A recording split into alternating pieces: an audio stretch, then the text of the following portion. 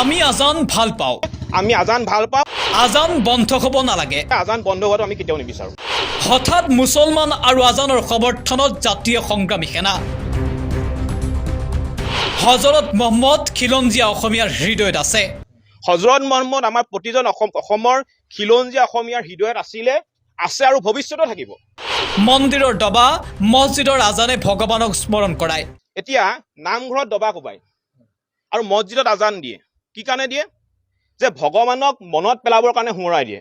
সকলো ধৰ্মকে সমান চকুৰে চাব লাগে আৰু গুৰুজনাই এটা কথাই কৈছে যে সকলো ধৰ্মকে সমান চকুৰে চাবলৈ কৈছে এয়া হৈছে জাতীয় সংগ্ৰামী সেনাৰ নেতা চিতু বৰুৱাৰ মন্তব্য সততে মুছলমান আৰু মিয়াৰ বিৰুদ্ধে গৰজি থাকে চিতু বৰুৱা কিন্তু সেই চিতু বৰুৱাৰ মুখত এইবাৰ আজানৰ প্ৰসংগ চিতু বৰুৱাৰ মতে আমি আজান ভাল পাওঁ আজান বন্ধ হ'ব নালাগে মন্দিৰৰ দবা আৰু মছজিদৰ আজানে ভগৱানক স্মৰণ কৰায় হজৰত মহম্মদ খিলঞ্জীয়া অসমীয়াৰ হৃদয়ত আছে কিন্তু হঠাৎ চিতু বৰুৱাই আজানৰ প্ৰসংগত কৰা এনে মন্তব্যই এতিয়া ব্যাপক চৰ্চা লাভ কৰিছে অসমত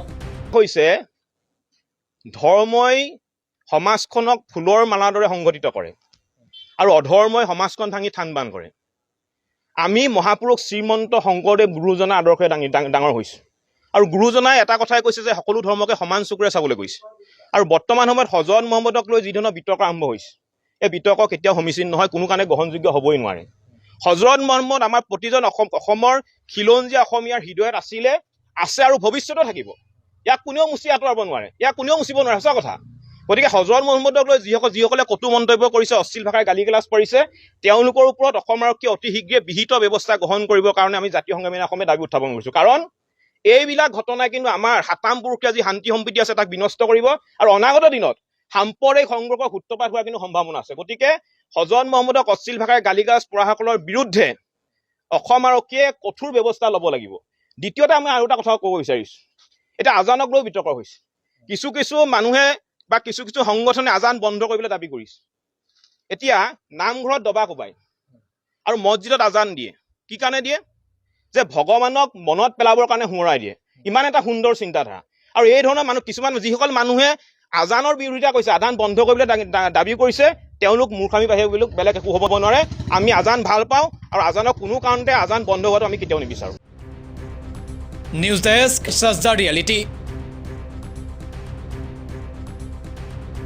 উত্তৰ পূবৰ আগশাৰী শিক্ষা প্ৰতিষ্ঠান প্ৰতীক্ষা গ্ৰুপ অফ ইনষ্টিটিউচনছ 2026 বৰ্ষৰ বাবে আৰম্ভ হ'ল নামভৰ্তি প্ৰক্ৰিয়া